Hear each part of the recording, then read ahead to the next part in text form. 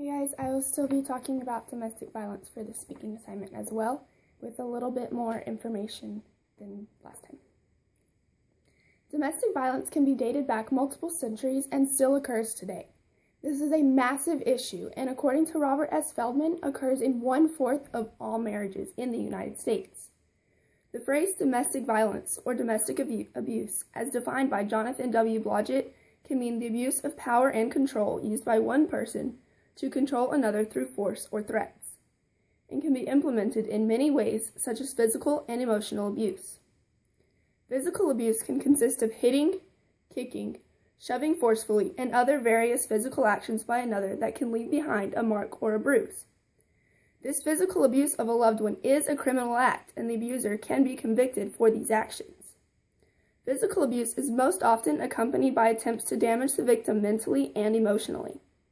Emotional harm is generally caused by someone using cruel, degrading, and threatening language in an effort to establish supremacy over any other family member. In the circumstance of psychological abuse, unlike physical violence, the abuser cannot be convicted of any wrongdoing. However, psychological damages can be extremely difficult to recover from, and in some cases, the victim of this type of abuse will not heal from them completely. Some victims deal with psychological injuries for the rest of their lives, even if they get away from their abuser.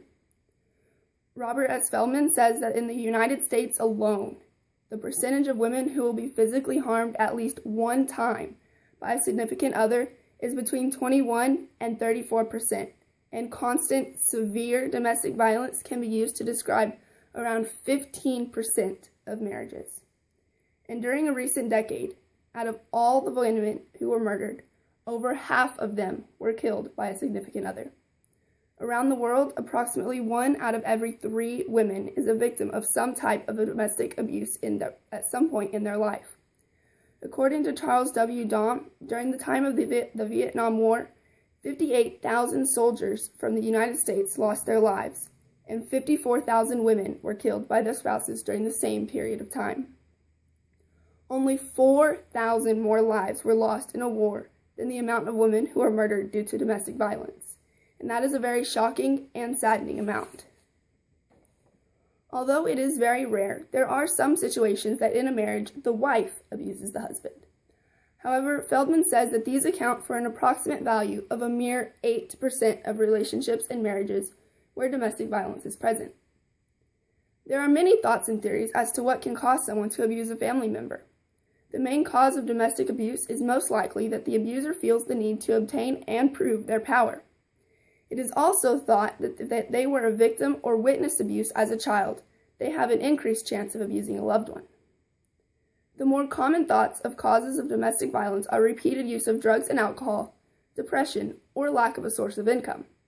However, these are generally not the immediate causes. These things can, and in most circumstances, will add to the probability and increase the chances of domestic abuse, according to Blodgett. Generally, the abuser will try to convince the victim that it is their fault, and in some situations will succeed, causing the victim to believe that they are accountable for being abused or that they deserve it. As stated by Robert Feldman, domestic violence usually occurs in a series of 3 stages. The first stage, known as the tension-building stage, the abuser begins with verbal attacks, which may sometimes be accompanied by small acts of physical aggression, such as a slight shove.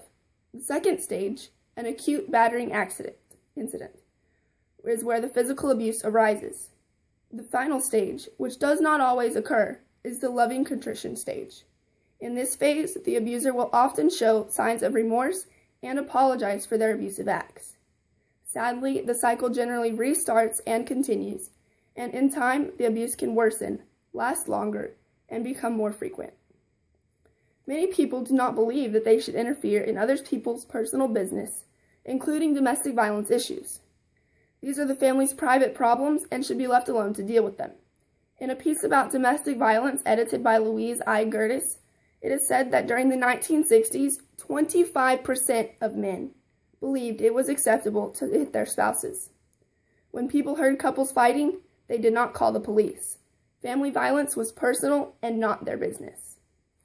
These can be considered private family matters, but in some cases, The victims cannot do anything about it themselves and need some sort of assistance.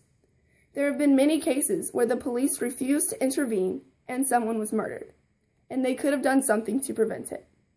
If you are suspicious of a case of domestic violence, don't be afraid to ask the supposed victim and try to help them. You just might save their life. Thank you.